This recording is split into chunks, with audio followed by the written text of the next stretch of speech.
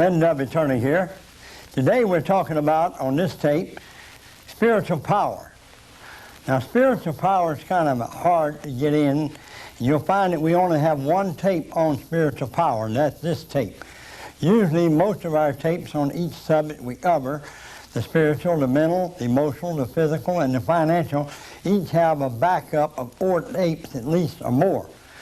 Now, spiritual power, we started not to do it, but since I believe there is a greater and higher spirit in all of us that we can tap into to be strong no matter what, I have decided to do at least one tape, this tape, on spiritual power. Now, when we talk about spiritual power, we're talking about the power that created everything that's ever been created. No matter what name you put on that God power, that is your business. And I encourage you to worship at your synagogue, at your church, or your cathedral, or whatever religion you happen to be. I'm not here to say you on any type of religion, my religion or yours. Now, I happen to be raised in the Christian faith, and that's the way I believe. Now, spiritual power, without the spiritual power in my life, I would never have able to survive. I survived the death of a child in my early 20s. I survived the death of my wife, who was only 21 years old when I was only about 25.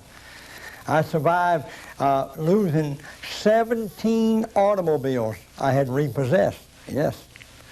But every one of them was a Cadillac. I went down in style, man. I believe in going first class. And I survived going broke 3 times. I survived my furniture being repossessed. I just survived the divorce. I just survived many things. And the reason I survived is because above all other powers that we're talking about on this series of tape is the spirit within my mind. Now, the spiritual power is very important because man has to have something higher than himself to believe in. Now, I believe in myself that all you got to do is plug into like a wall socket.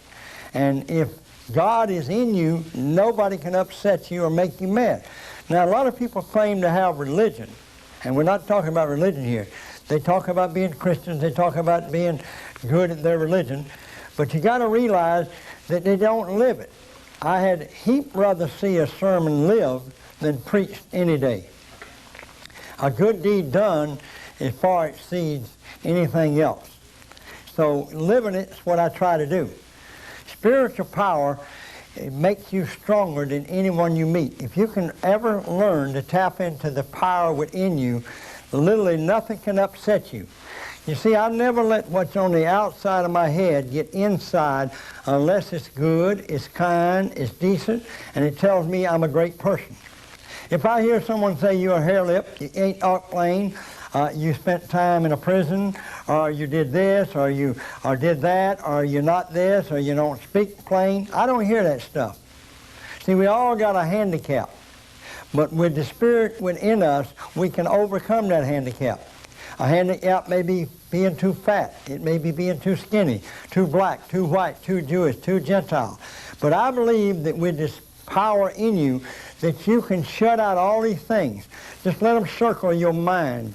I call this our own world in here. So let them circle. Now, if it says you're kind, you're good, or you're important, or you look good today, I suck it in my ears. I look at it in my eyes and I accept it. But sticks and stones can break your bones, they say. But see, nobody can hurt you with words. But unfortunately, most of us are destroyed by words because we never learn to turn the spirit within us. Now, I believe, even Christ himself said in my religion, that we are all gods. He says, ye are gods. Now, I try to make Christians believe that, and it'd be a big argument. But I believe that we have the power of God, what he meant within us, and that we can literally handle any problem that comes our way. You'll never see me upset. You'll never see me mad because I have that power within me. Now, isn't it wonderful that I can lose my farm, I can lose my home, I can lose my cars, I can lose my family, I can go for a divorce, I can lose one wife to death, my child died, one of my children died. preborn, a miscarriage. And I have learned by using the spiritual power, all that's in the world, it cannot hurt me, and it cannot hurt you. So no matter what you're thinking right now when you listen to this tape, you may just be discouraged. You may be down the dumps. I suggest you need to go to a good place of worship and get with a good fellowship group. But more important than that, you need to talk to your God. You need some meditation. You need some quiet time. I was fortunate enough to have 4.5 years of quiet time, and I was able to tap into my spiritual power more than most do. You see, life is made for us to be kings and queens. Life is made for us to have all the power. We were made to be a ruler of all the earth. We were made to be able to handle any problem. There's never been a problem that's went in your mind that can't be solved as fast as it went in when you use the spiritual power within you. Now, isn't it nice to know, and I believe this, that there's got to be a hereafter somewhere. Now, I don't know where the hereafter is here. I don't know where it's up there or out yonder or where it is. But there's a hereafter, because I would hate to think that I was born and lived on this earth in order to die and just become dirt again. I think there's more to it than just that. But the main thing, if that is not so, it's just good common sense to believe you have the Spirit within you to conquer all things, no matter what. Now, this whole series of tape is designed to tell you if a hair-lip, 8th grade dropout with an 8th grade education, born in a charity ward from an unwed mother in Columbus, South Carolina in 1934, in August 19th, if I can have total control over my mind, body, and spirit, and emotion, you can too. Most of you are far more educated than I'll ever be. Most of you look more handsome and more beautiful than I could ever be. Now, what are you doing with all that looks? What are you doing with all that knowledge and all that power? Unless you got the power of the Spirit within you, sooner or later one day you're going to run into a snag and you don't know what to do. Because education can take you so far. Your physical body can take you so far, and then it may get sick or out of control.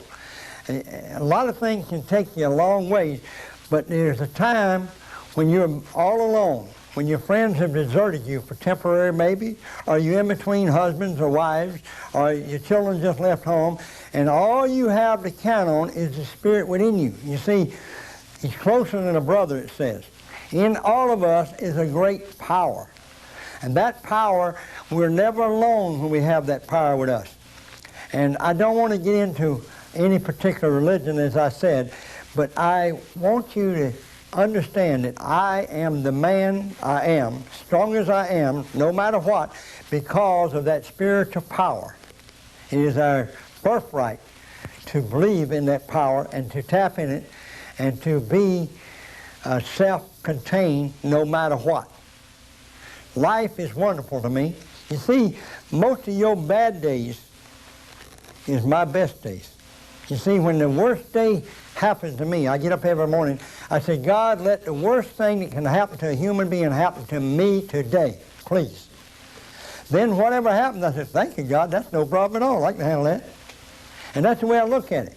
I feel like that if I expect the worst to happen in the morning, you know, and I'm prepared for it, that no matter what happens, I just take it with a grain of salt like a flea, and I just flip him off. And that's what you ought to think about doing. Now, you may think, well, that's negative. It's not negative. It's just that you prepare yourself for the worst that man can give you, and then with the power of a God that's within you, you can solve that problem no matter what. Now, how can a hair-lip, 8th grade dropout be happy no matter what? I mean, I'm just bubbling with the happiness. I mean, I just love life. I'm almost 59 years old in a few months here. I was born in 34. And I'm happy. I've been happy when no matter what's happened in my life, because I've learned to be an adjustable wrench. Now, the Spirit within me teaches me to be an adjustable wrench. Now, what is an adjustable wrench? For you ladies or men who might not know, it's a little wrench that you can screw to any size to open up or shut up so you can fit any nuts you meet in life. Or you can fit it in another situation. You can turn them on or turn them off. Now, you cannot help what happens to you, but with the Spirit within you, it's how you react. You see, life is 90% how you react to it and 10% what happens in your life. So you've got to learn that no matter what, you have got to solve the problem. And you can use your mental, you can use your physical, you can use your emotional, you can use your financial, but the bottom line, when all that fails, the spiritual power within you can make you happy no matter what. Life is meant to live and love and be happy. See, the world is round, and it has mountain peaks, and our God made it that way. And it's hard to climb them. And then it has desert, it's hot and dry and there's no water, and it's hard to live there. Then it has green grass and meadows with brooks, and you get there and you're in heaven, so to speak. And then you have rough seas that you go through and ride. And then you have a smooth seas and smooth lakes. See, life is that way. You have the spring, you have the summer, you have the fall, and you have the winter. And you got to remember that no matter what happens, life changes. The leaves bud, and the leaves die, and the leaves fall. The sea is rough, the sea is calm. And so why should you expect your life to be a moment of triumph every day? If you expect your life to be a moment of triumph, what's going to happen is if it's not a moment of triumph every day, you're going to say, woe is me. I'm so unhappy I don't know what to do. And you're going to dump on everybody you meet. You dump your garbage in their ears and their eyes. And who's going to want to be around you? You may think about that. And what you got to remember is life is not smooth. And if you expect your moment to be a life of disaster, a disastrous moment is a temporary moment. When it's bad, when it's raining, when it's storming, when there's a death in the family, when there's a divorce, when you lost your job, you got to remember, think back on your life when that happened before to someone you know or yourself. And it got better. So you cannot make a bad decision and shoot yourself or, fall apart, because you've got to live for the living. Someone passed away in your life, you've got to think about the child that's left, or the sister, the brother, the other children, the husband, or whoever. And that's the way the loved one that passed on would want you to do. So whatever you do, remember that when you look at me, the Spirit within me is what makes me the strong person I am. The mental, the emotional, the physical, and the financial are things that I have gotten on this earth for the most part, that others can influence me. My emotions, other people can control if I let it. But the Spirit, nobody can control but me. Isn't that wonderful? That's better than owning land. It's better than owning cars. It's better than owning money. If you tell me I had to give up the Spirit within me, it makes me the great person that I am. I would rather give you all the money I've ever earned, and I've earned over $300 million. I'd rather give all that money I've ever earned. If someone would lay it all here now, in my lap, in a bank account, and tell me you had to give up that spiritual power that you've used all your life, I said, take the money, because that is how powerful it is. And I believe the spiritual power will give me a life forever. I want to close by telling you a story. It's a story about a young man who was trained to be an organ player for a great cathedral in Europe many, many centuries ago. And in this cathedral, an old man had been playing for 40, 50 years. And he was getting feeble and old, and a new man had been training for about 24 years, ever since he was 2 years old. He lived in a small village about 50 miles away. And his father had once been a great music teacher, but he was old and feeble too. And he had taught this young man by drawing on the floor of the shack they live in a keyboard of this great organ from memory. And he had played at this great organ one time. And so this young boy would run his fingers and learn the notes. And for 22 years, he had practiced without ever hearing a sound. And so finally the day arrived when he was supposed to go to the following Sunday and take over the job away from the old man who was retired. So he had a barge suit. He put it in a bag, and he walked the 50 miles. He spent the night, several nights along the way. He slept beside a creek the last night. He got up, he bathed himself in the morning, shaved himself, put on this barred suit. He walked in the cathedral, and the old man was beginning to play. Now, they had told him the old man was to play one number, and the two last numbers that was free being played, he was to play. Excuse me. And so what happened is he sat down in the pew behind the old man. The old man began to play. And as he played, he began to think this is his last time. And the tears began to run down his cheeks and drop to the carpet on the floor. The audience, knowing what was going on, began to do likewise with him. And pretty soon the old man finished the first number, a beautiful song, and he went into the second tune without thinking because he was so emotional. The young man began to see, I am going to miss my chance. I have practiced 22 years, and this old man, he is stealing my day. He's supposed to lock up that organ, give me the key, and let me play the last two numbers. And he's playing the second number, he'll probably play the third number. So he went over and he tapped the old man on the shoulder. He said, old man, it's my turn. You played for 40-some years. Give me the key. The old man finished the number, and hesitantly he locked up the organ, put the lid down, put the key in his pocket out of force of habit, sat down, and the tears still streaming down his cheek, and his friends trying to console him. The young man thought the audience was going to leave, so he went over there and said, old man, get the key. Give me the key, please. The old man hesitantly took it and put it out in his hand. The young man was rude, but he didn't mean to be. He was just anxious. He sat down, he put the key in the organ, he turned it on, he touched the keys, and from the first note, the audience could not believe their ears. While the old man had played beautiful music, the young man played music like had never been played in the history of that cathedral. The pipes ran halfway up the wall, just bellowed it out.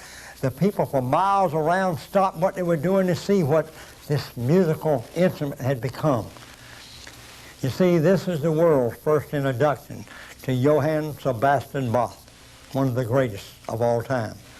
The old man, after the number was playing, got up, dried the tears from his eyes. He went round the church, and from that day until the day he died, over 5 years later, he never said, I played the great organ at the cathedral.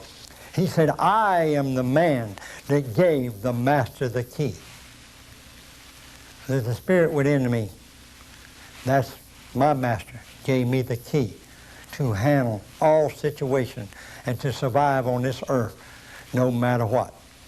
God bless you. I hope you can get it like I have gotten it. Thank you.